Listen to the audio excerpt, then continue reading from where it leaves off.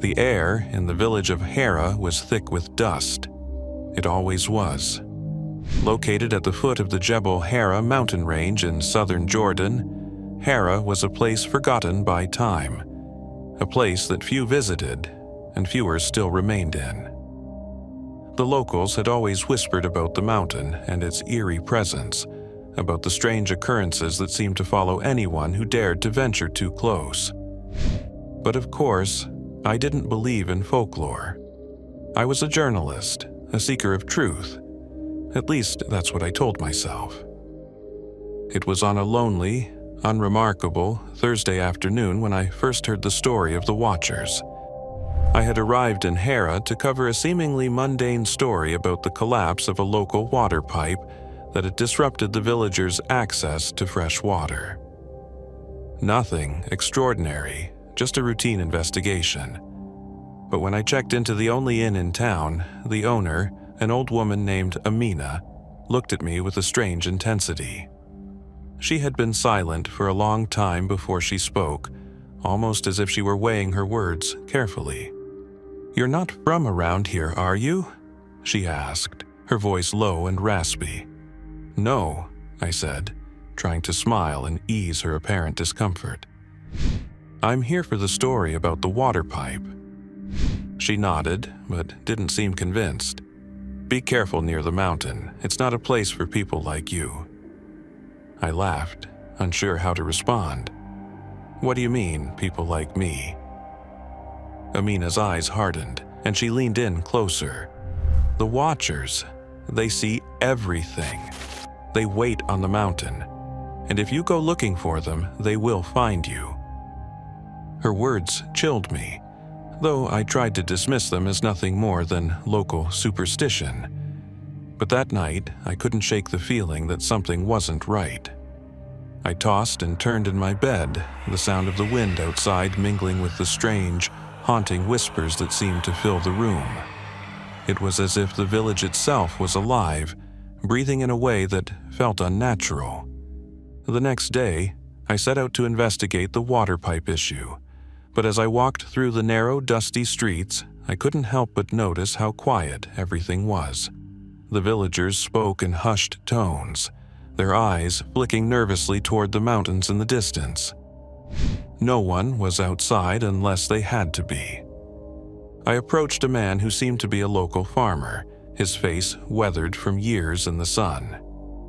"Excuse me, sir," I said. "Can you tell me more about the water problem?" He looked at me, his lips twitching as though he were considering whether or not to answer. Finally, he spoke. "It's not the water you should be worried about." I raised an eyebrow, intrigued. "Then what is it?" "The Watchers," he muttered, his voice barely above a whisper. "They've always been there. They control everything, the water, the crops, your life. You won't understand until you see it for yourself. But once you do, you can never leave." I felt a shiver run down my spine, but I was determined to find answers. This was my story, and I wasn't going to let a few strange rumors stop me. That afternoon, I decided to take a walk toward the base of Jebel Harra. As I neared the mountain, the air grew colder, and the winds seemed to pick up, carrying an almost oppressive heaviness with them. The landscape was barren, rocky, jagged and unforgiving. There were no trees, no wildlife, just the endless expanse of stone and dust. And yet, as I stood there, something felt off. It wasn't just the silence. It was as if the mountain itself was watching me, waiting for something. I began to climb. Hours passed, and my legs began to ache, but I couldn't stop myself. There was a pull, an urge to go higher, deeper into the mountain. It was as if something inside me knew I had to reach the summit, had to see the thing that waited for me there. It wasn't until the sun began to set that I realized how far I had come. I was higher up than I should have been, the view of the village below nothing more than a tiny speck in the vast desert. I was about to turn back when I heard it, The sound of something heavy moving in the distance, like footsteps. But they weren't human.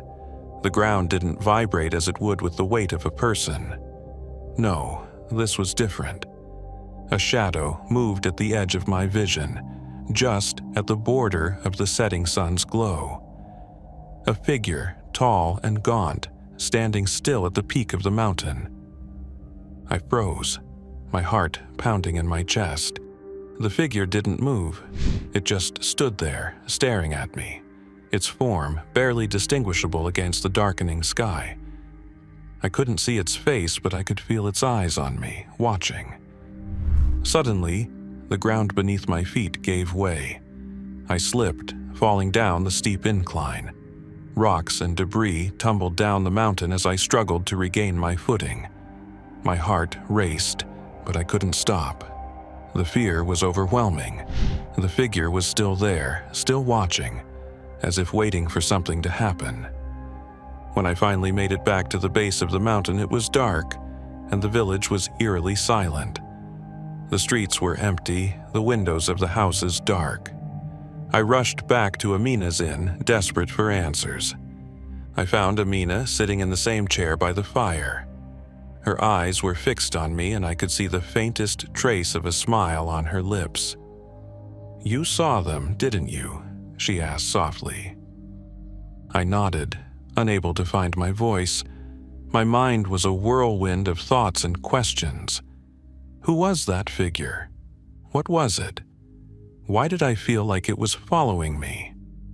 Amina stood up and approached me slowly, her steps deliberate, her gaze unwavering. "The Watchers are not of this world, Amir. They are ancient, older than the sands themselves. They were once the guardians of the mountain, but they became something else. Something darker. They've watched over this land for centuries, controlling everything, manipulating the village, its people, its fate." She paused, looking at me as if I were a child trying to understand something far beyond my comprehension. "They don't like to be disturbed," she continued, "and you've disturbed them. The more you learn, the more they will come for you." Her words hit me like a wave of cold water. "What do you mean? Why me? I didn't do anything wrong."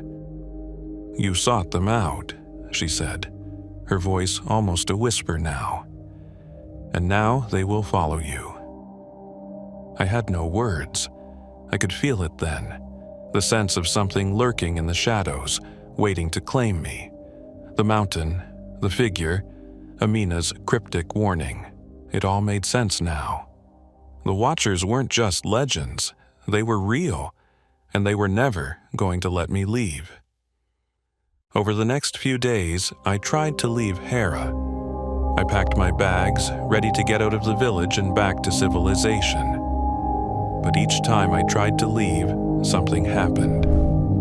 The roads would suddenly close off. The town would fall silent. And no matter how far I traveled, I always found myself drawn back to the mountain, as if some unseen force was guiding me.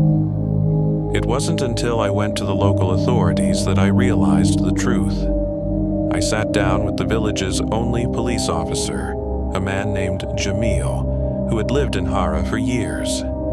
He had seen the strange happenings, the disappearances, and the eerie events that surrounded the mountain. He looked at me, his face pale. "They never leave," Jamil said, his voice trembling. "People disappear, but they're never really gone. The Watchers, they take them. And those who remain, they live in fear. The mountain owns us." That's when I understood. The Watchers weren't just legends, they were an ancient force, an oppressive presence that had ruled Harra for centuries. And now, I was part of their twisted game. As the days stretched on, I realized something even more terrifying. The Watchers had not just claimed the village, they had claimed me.